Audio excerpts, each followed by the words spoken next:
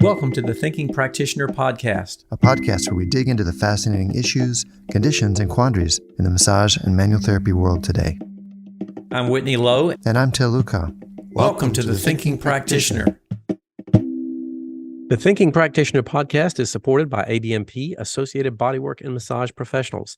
ABMP membership gives professional practitioners like you a package including individual liability insurance, free continuing education, and quick reference apps, online scheduling and payments with Pocket Suite, and much more. ABMP CE courses, podcast, and Massage and Bodywork magazine always feature expert voices and new perspectives in the profession, including articles by Whitney Lowe and by myself, Til Luchau.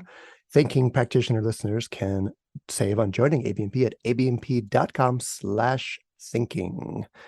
Well, hello, Whitney. How are you? I'm doing well, sir. How are you today? I'm pretty good.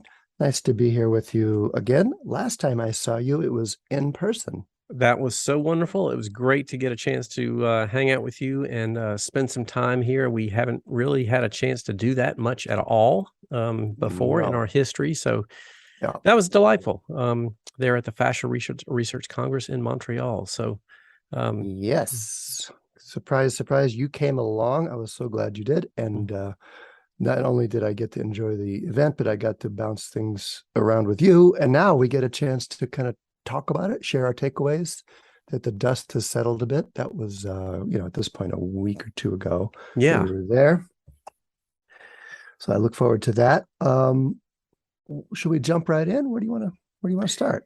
Yeah, so we decided we wanted to have an episode to kind of recap some of the key things that were present for us. And, we both wrote down some specifics on here, but I also want to make a couple of general comments. I think in terms of my impressions of the event, I had a number of my students have asked, like, tell us what it was like, tell us what it was about, what'd you learn, all this kind of stuff. I think I've been getting so many of those Facebook messages and texts from friends that here I'm there. They want to know what I think, what are the takeaways? What are the goodies? Yeah. So this is a chance to en masse list those out so we can just send that out to all of our friends or whatever. Exactly. Yeah.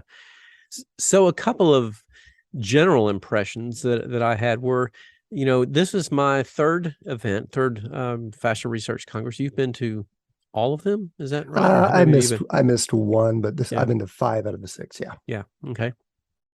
So, I would say that consistently, and this is something I heard from a number of people there, that I still feel like, there's a kind of a running theme from the organization trying to bring researchers and clinicians together to look at these things. That's the stated purpose. Yeah. Mm-hmm. That's the sort of stated idea.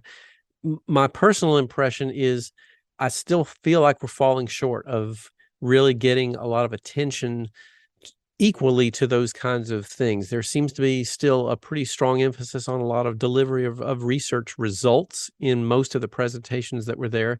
And I heard a number of comments from clinicians feeling like they still, wanted something that they could kind of sink their teeth into or wrap their hands around to really figure out what does this change about what I do in the treatment room. And that seemed to be kind of a theme that I still heard a little bit. Like we're still not quite at balance yet, I think, maybe. Oh, okay. So you were looking for more hands-on applications or more practitioner presentations or more applications than you're saying?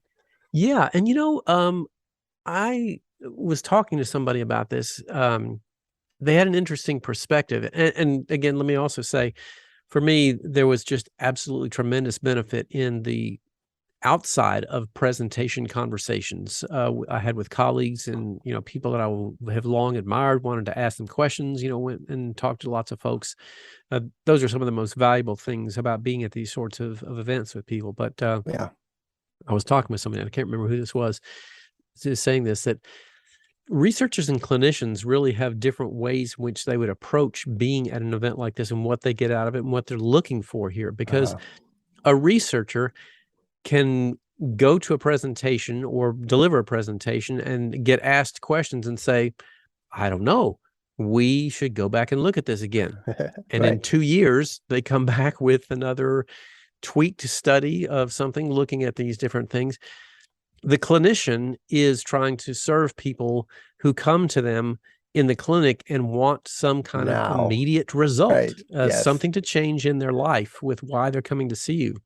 That's right. And as Next clinicians, time- we don't have okay. that we don't have that freedom or liberty to just kind of say, well, I don't know, give me We 2 don't years to figure this out. Give it to ourselves as much. Yeah. It's not quite the same that your client says, "Hey, my back hurts." He says, "Well, yeah, further research is needed on that." for sure." Exactly. Yeah.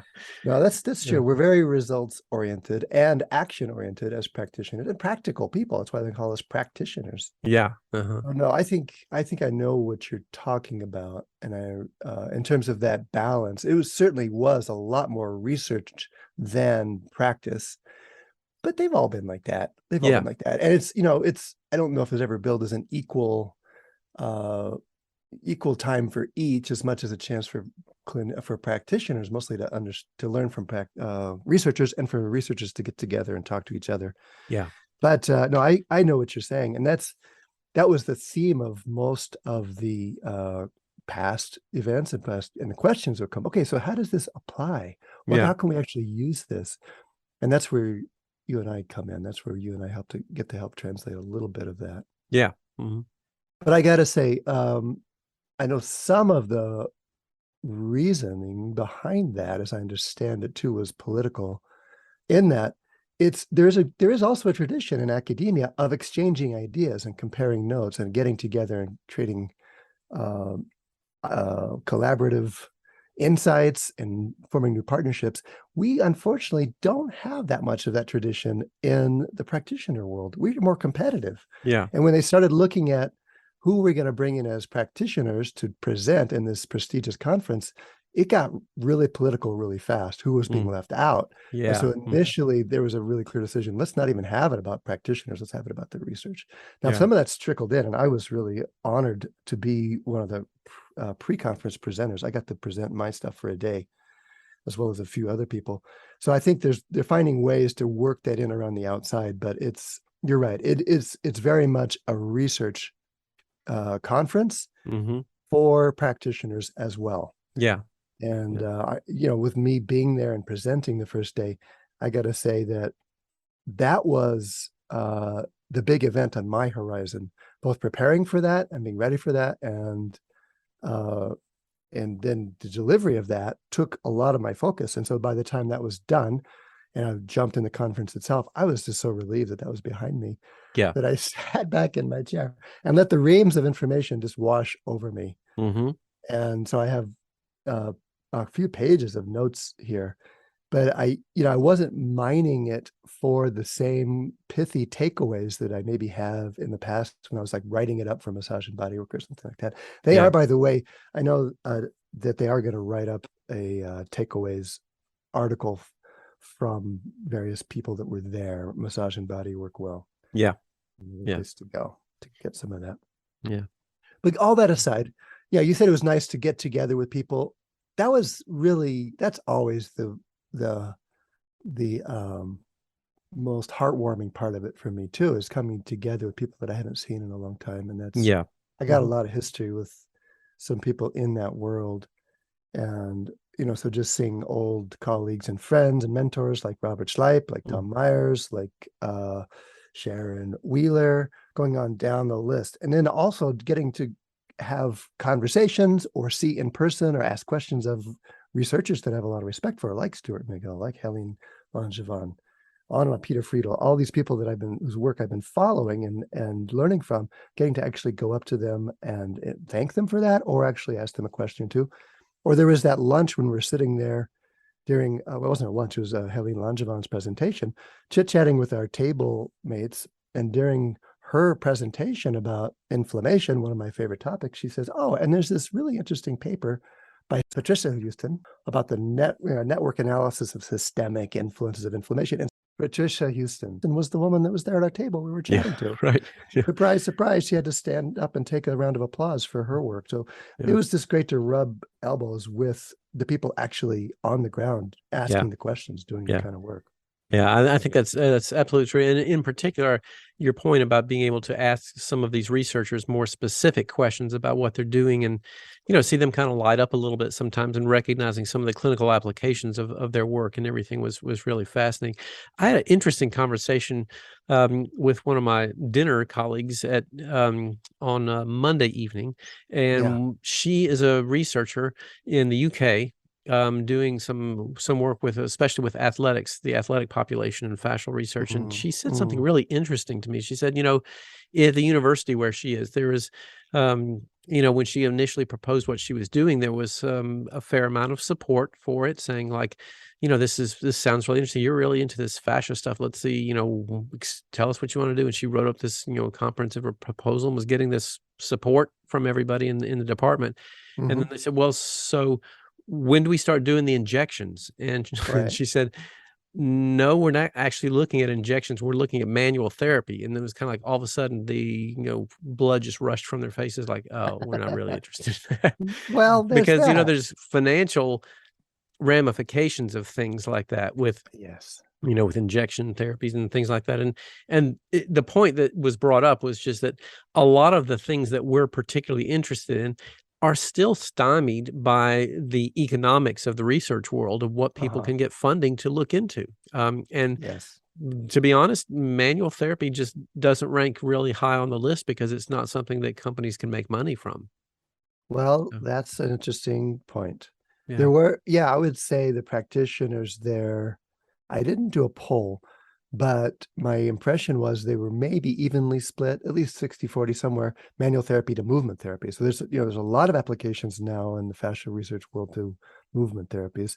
And as we're learning, those things really need to work together. We need to be moving as well as getting our body work to have, a change in a lot of symptoms.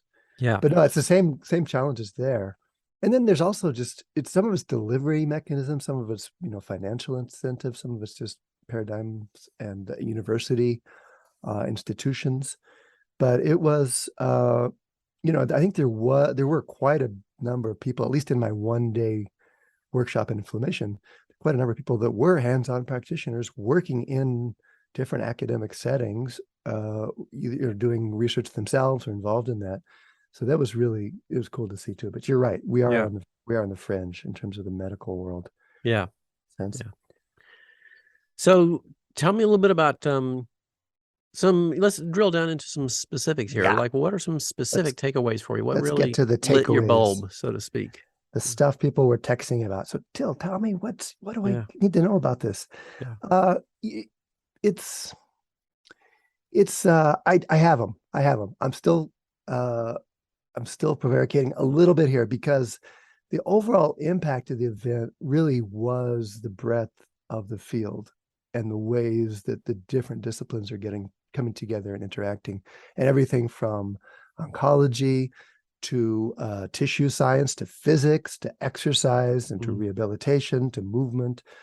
People doing therapy, doing research rather on the results of Botox injections, on and on down the list of the ways these things influence fascia and its resulting rehabilitation or pain related questions.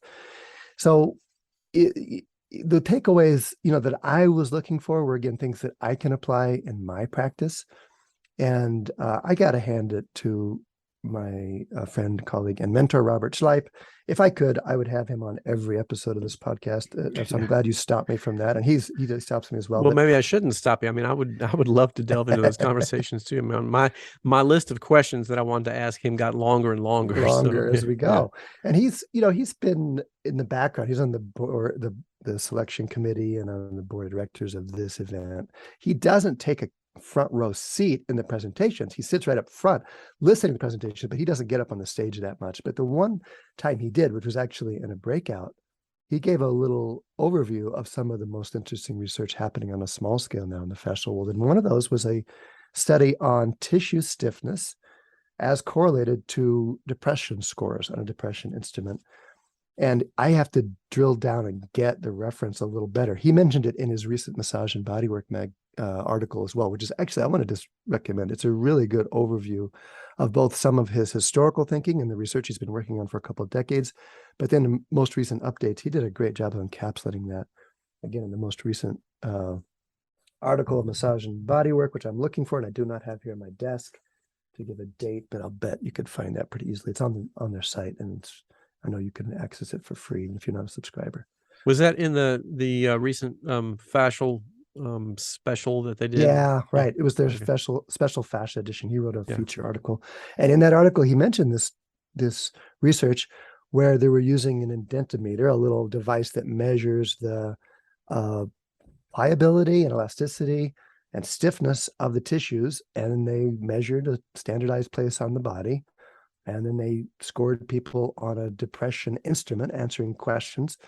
And sure enough, the people that answered with more depressive scores had stiffer tissue. Go figure. Mm-hmm. Now, what that means, it needs to be unpacked.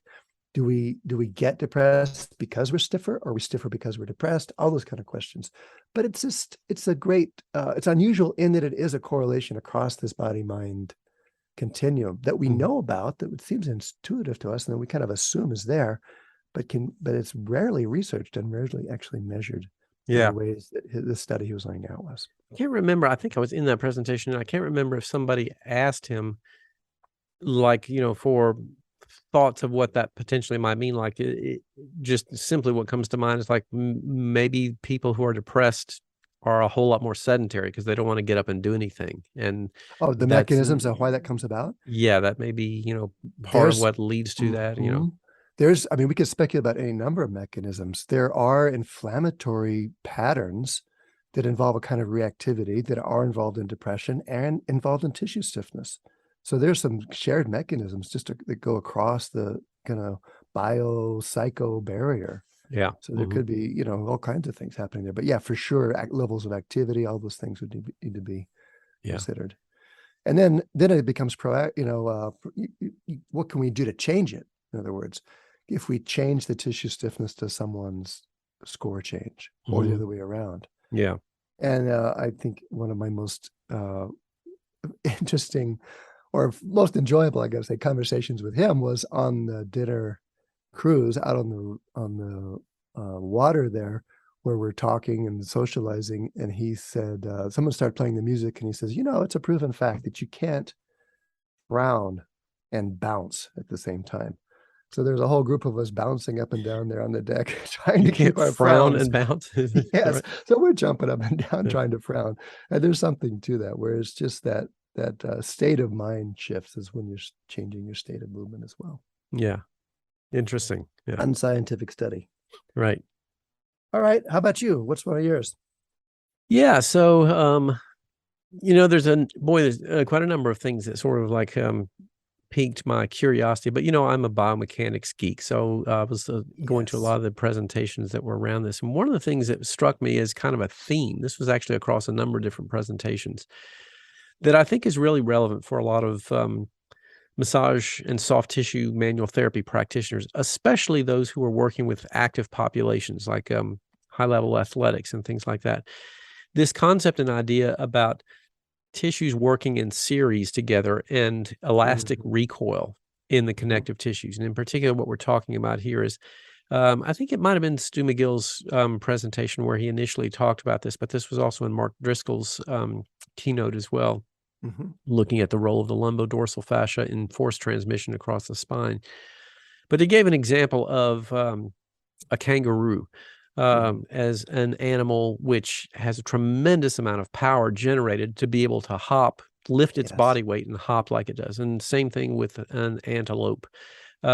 They don't actually have the muscular strength to make those kind of leaps and jumps that way. That a lot of what is happening there is that there is muscle contraction, but the tissues are, because they are in series. And what that actually means is we're talking about, imagine, two tissues end to end. So muscle, essentially, just to grossly oversimplify this, muscle blending in with the fascial connective tissues of the tendon, and then to the bone. We consider those being in series, as opposed to tissues that might be, two muscles running right next to each other. Those are considered tissues that are in parallel. So there's not as much force transmitted between tissues that are in parallel position as those that are in series connected to one another. But the tendinous tissue in particular in individuals has a property known as elastic recoil in the connective tissue, in the fascial connective tissue of the tendon, which can store kinetic energy essentially. And so the slight pre-stretch that happens on those tissues when you like jump down and land is then, recoiled out of there to elevate you and push you and propel you forward during the jump. And so Stu McGill had a slide that he put on the screen of a guy who had won one of the basketball slam dunk competitions, and said, the guy could jump up so high, like he had half his body above the base of the backboard in the basket. He was just incredible jump height. And they showed this guy supine on the treatment table and said, look at what he can do with straight leg raise with his hamstrings. And they got his leg elevated about 45 degrees off the table. You'd think, oh man, somebody who can jump that high, they must have incredibly flexibility to their body. No, he could only lift his leg 45 degrees off the table. That's because the myofascial chain for him is such a precision and highly tuned spring to be able to allow himself to do this. And this is, where you translate these concepts into maybe working with high level athletics. We're always trying to get people looser, thinking this idea like, oh, we should loosen them up so they can, have great flexibility and perform better. That may be really an impairment to their function in certain instances, especially when you're talking about explosive level athletic forces needed at very high performance levels. Getting somebody's hamstrings loosened or whatever might actually slow them down and impair their performance. So that's a really interesting concept, important to think about, because I think there's a whole lot of emphasis that we always hear and put on like getting people looser, and that's not always the thing that needs to be done. No, that's a really good point. It's a fundamental one to understanding of how our models are evolving. Because, in the simplest level, a lot of massage therapists learned that if I can make it softer, people feel better. And so we maybe unconsciously applied that principle to everything. Yeah. And it seems to work for a lot. But no, you've just given an example where we don't want to make everything softer all the time. Yeah. And especially people involved, like you said, in rebounds activities, but all of us to some extent. Yeah. We, our tendons are springs. Our muscles are tuning the preload on those springs, and the loading and unloading of those springs is what helps us move. Especially when we're bouncing along and without a frown on our face. Exactly right. Yeah. So, all right. I got one. What else? What else you got there? Well, somewhat related concept. This was Dr. Tina Wang, who I hope to get on our podcast. She said she wants to come talk about it because she was blowing my mind. She did a research project on people with Ehlers-Danlos syndrome, which is a connective tissue disorder characterized by really super flexible joints. So like no elastic recoil, just people, famously can bend their fingers back to their elbow kind of thing. Yeah. With EDS. So she did a study of them involving Botox injections to work with their, again, I'm going to say it wrong, so you need to get her on the program to explain her study, to measure the results of that. And some of her findings were just so counterintuitive that I was like, wait a minute, did I write this down right? And I'm not sure I have yet. So I'm reluctant to go into specifics, but one of her findings that I wrote down was that EDS folks have less glide between their layers, not more, even though their tissues tend to be much softer, much more elastic in a sense. There's actually less glide overall. And that glide is emerging as one of the key concepts. We don't want to mash things and make them soft, but we assume so far want them to glide. And that is one of the things that manual therapy seems to be particularly effective with, is helping there be differentiation glide between layers through maybe hydration mechanisms, things like that. But in the case of EDS, where there's already a lot of movement, turns out they had less glide. And 90% of people with that diagnosis deal with some sort of myofascial pain, meaning pain that seems to be related to their tissues, to soft tissue-based pain. Yeah. And so she's actually is a manual therapy practitioner herself, and has some interesting ideas about how this applies to manual therapy with people with hypermobility syndromes, which is a big frontier for us to understand better. And her research is, like I said, counterintuitively mixing us up. You got to figure out what this all means. Yeah.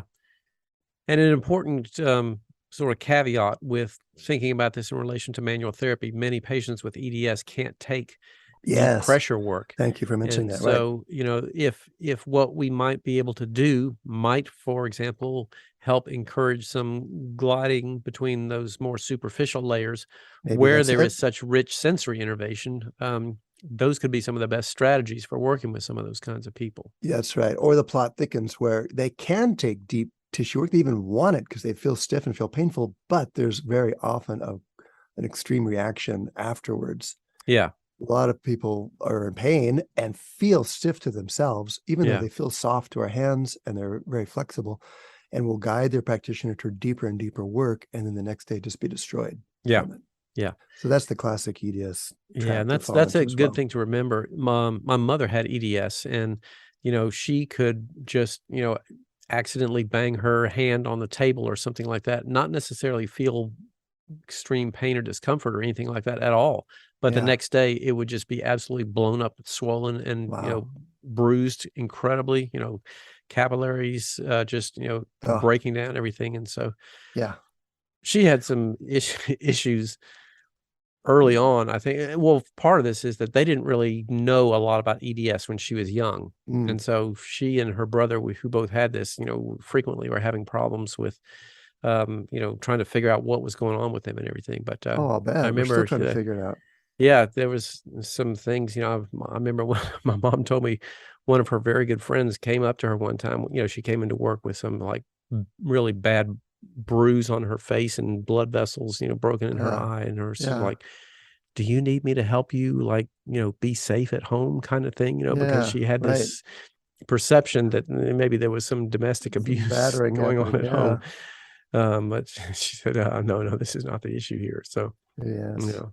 No, it's a puzzle. It's a big puzzle. And I forgot about your background there, but that's going to be a line of inquiry for me, I can tell, in the coming months or years. Yeah, indeed. So, all right. So what else? What else you got? Yeah, well, this is, you know, kind of along the same lines. And this is something I also think came out of Robert Schleip's presentation, and just not only here at the Congress, but, you know, a lot of his, you know, reading a lot of his work and some of the things in his books and papers. But for me, just a further kind of refinement and understanding of how critical and valuable is this sort of relationship understanding between the extremely rich sensory innervation to fascial tissues and the proprioceptive information that we're getting through our bodies based on tension, pressure, stresses on those tissues, and how that plays a role in both creating more efficient movement, dealing with pain problems, and that sort of thing. And recognizing that this extremely richly innervated connective tissue is something that has a whole lot of impact on the way in which people are doing things, and what our manual therapy might be doing with them as well. That was just more so, I'd say, a refinement of things that I've been kind of thinking a lot about and exploring. And thinking about that, I wanted to ask you a question about this, because this question was kind of like, you know, bouncing around in my head. In the manual therapy worlds, do you feel like that we can say that there is something that we would consider fascial work, meaning that we can target that tissue specifically, or is it really something maybe where we might be more inclusive, thinking about just the fascial ramifications of anything that we do in a wide variety of different implications? So a question more about, like, can we target that tissue? I know that's a question that it came up on the criticisms of fascial approaches in the pain science world. Like, why do you think you can just work on fascia? And I don't know that my own Til's opinion, I don't know that we can or need to or should say we're just working on fascia, that fascia is just it. And certainly, fascia worked its way, myofascial worked into the name of my book. And so the work I teach, but honestly, if I could, it would probably be about 18 syllables long.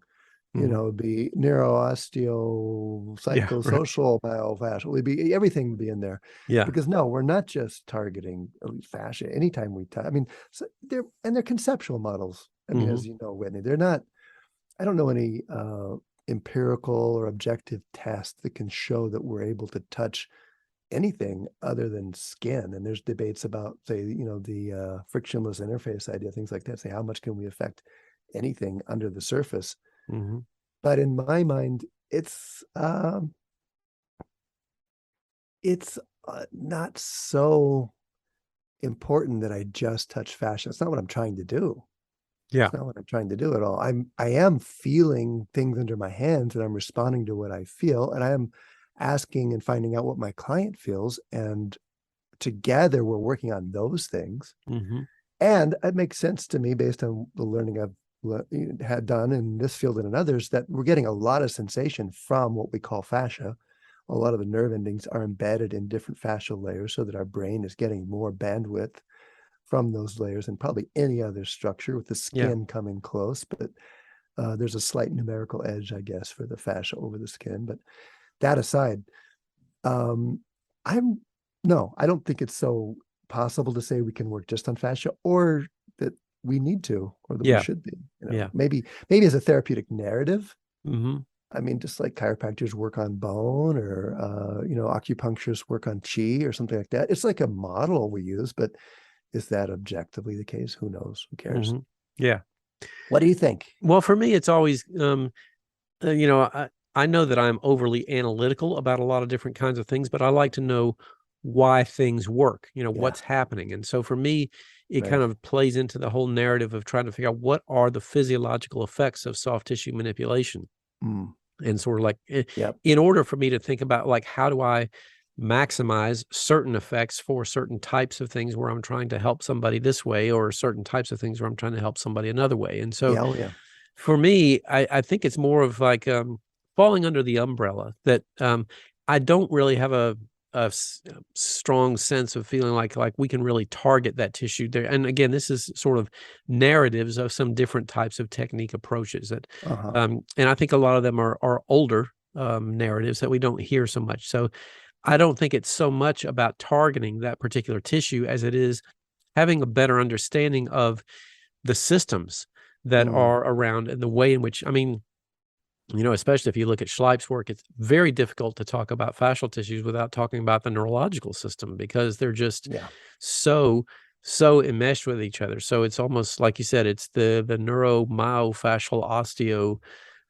whatever kinds of things. Lymphatic system. Yes. And so it becomes extremely difficult for us to really separate those things apart. And so I am tending to really think now more about sort of like, these are if we have to look at these categories, these are some of the more muscular oriented effects of this type of work. These are some of the more maybe neurological aspects of what happens with this particular type of work. Or these are some of the more effects that we might be able to be, generating or paying attention to what's going on with fascial connections here, or something like that. So I kind of try to look at it more, I think, as sort of an overarching umbrella of those different approaches, without really thinking about targeting a particular tissue.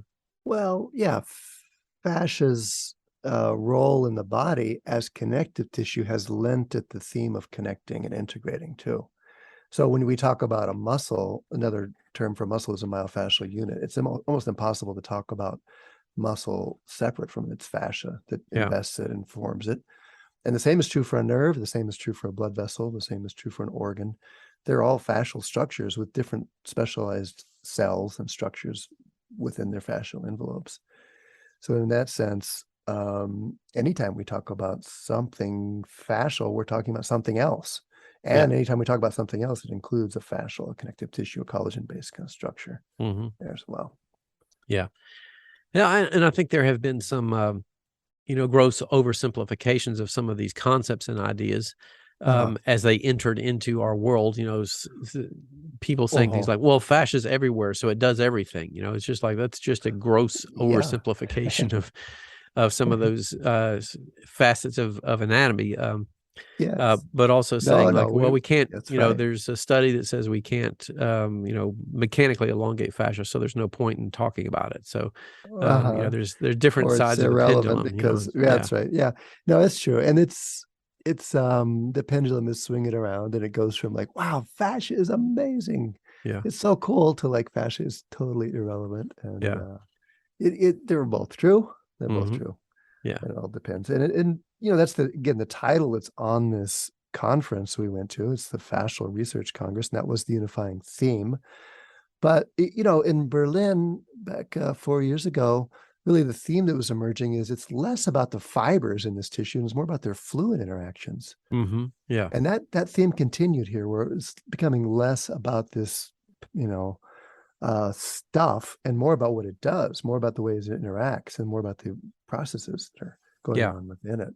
Mm-hmm. And I'm always amazed too.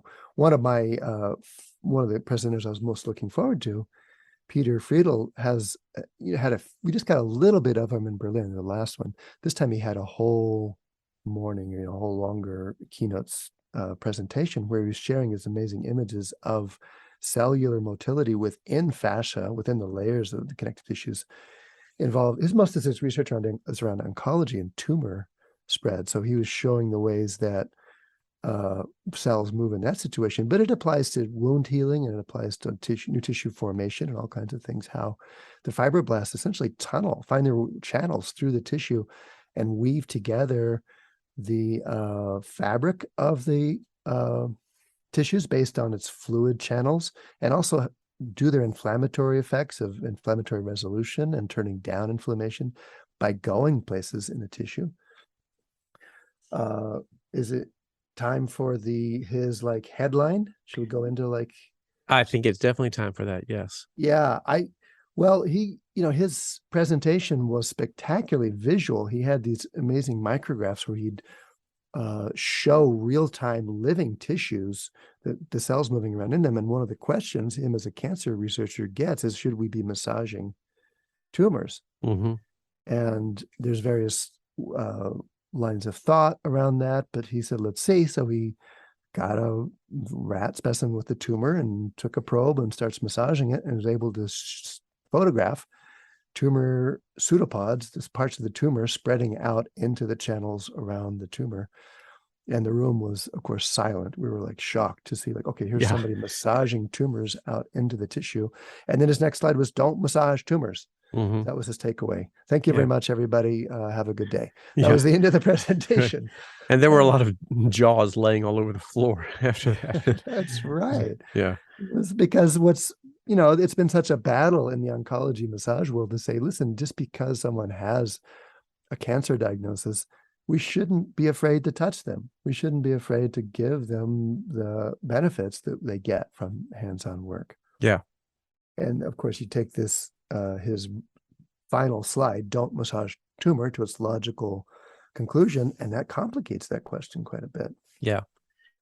And you and I were talking about this immediately afterwards, and just noting that we got to be really careful about blanket generalized statements about that, because that is in essence not necessarily what you need to take away from that research right away, because we got to talk about exactly what did he do, and maybe because he used a little tool that he was using there. And do we know, for example, that the same thing happens with manual therapy that happens with this little tool? There's just a bunch. Do we know, do we know the same thing happens in humans as is in his rat models, et cetera, et cetera.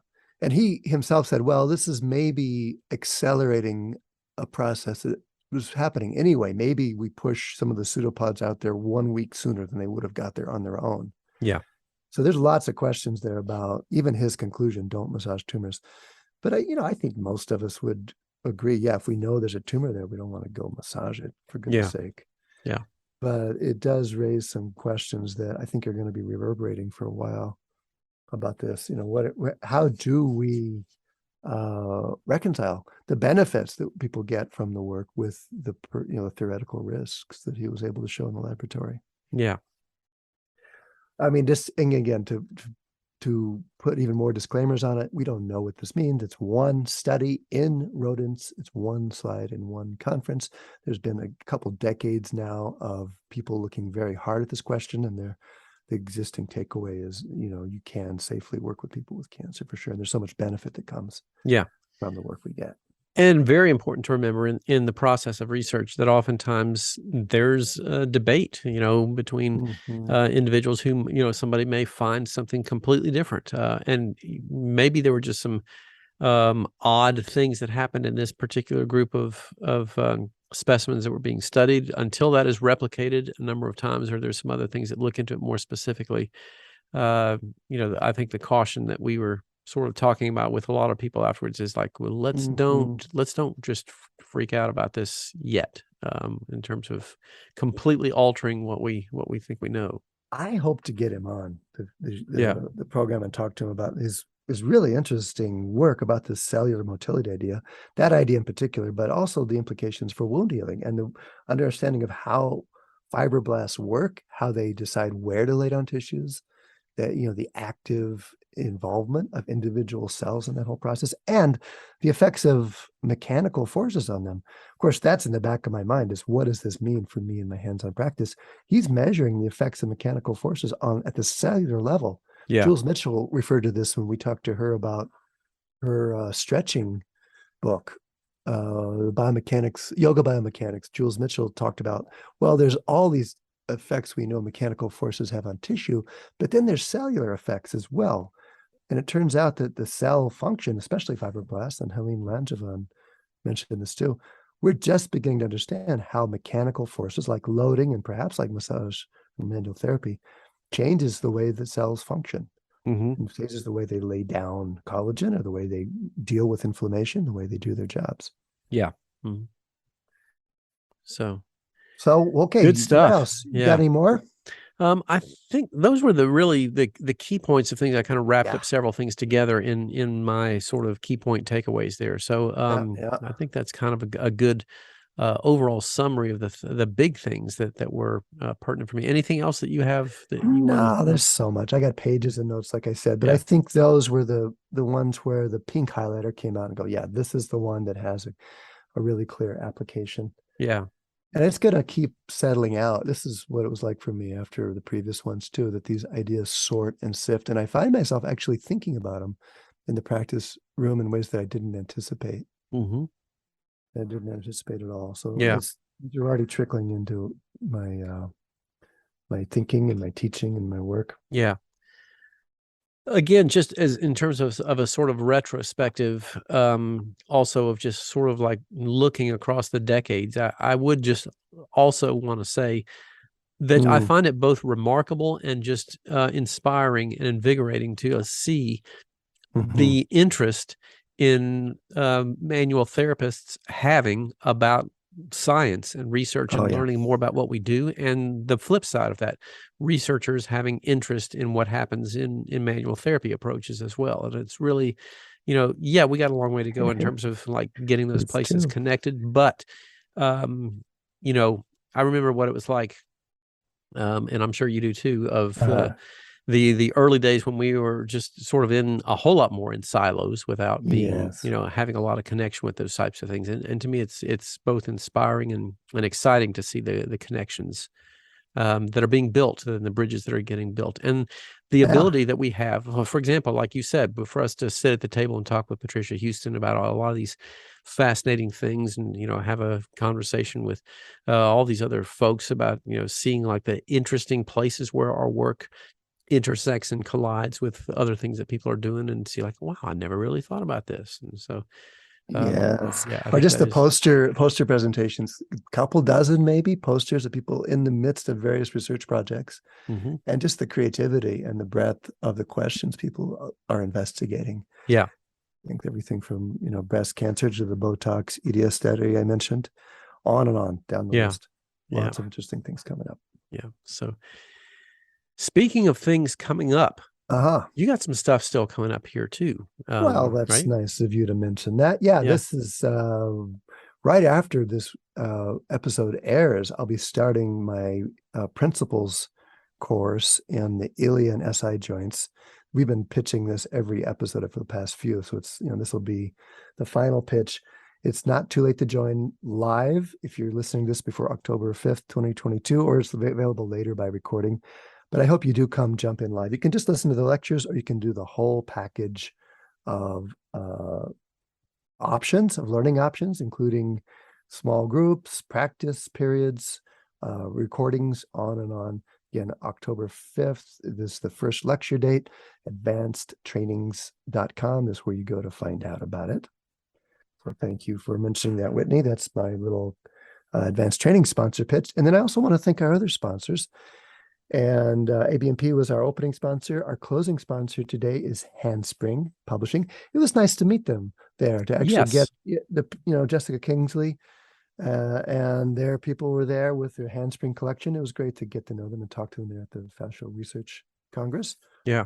And the little story I tell is that they were the ones that I decided to go with when I was looking for a publisher. Even though I had an much bigger offer from a much bigger publisher, I went with Handspring, who was just 4 people in Scotland. And to this day, I'm glad I chose to go with them because they helped me make the books I wanted to make. And their catalog continues as one of the leading collections of professional level books written especially for body workers, movement teachers, and all professionals who use movement or touch to help patients achieve wellness. And I would also just like to say that, while we have seen some of the other big publisher players on the field cutting back their manual therapy catalogs, Handspring is one company that has been continuing to expand this, and it's just been very impressive to watch the growth and diversity of titles and things that they bring in there. It's just it really, I think it elevates the profession significantly. So, they recently, as you mentioned, joined with Jessica Kingsley Publishers, the Integrative Health Singing Dragon imprint, where their impact will continue. So head on over to their website at handspringpublishing.com to check out their list of titles, and be sure to use the code TTP at checkout for a discount. And we thank again so much Handspring for sponsoring the podcast. So thank you to all of our sponsors, and of course to you, the listeners. Thanks for hanging out with us here today. You can stop by our sites for show notes, transcripts, and any extras. You can find that off of my site at academyofclinicalmassage.com. And Til, from yours, where can people find that? Advancedtrainings.com. I should mention that the next Fascia Research Congress is going to be 2025 in New Orleans, August 2025 in New Orleans. Yeah, yep. So that'll be fun. Put that on your calendar. Hope to see you there.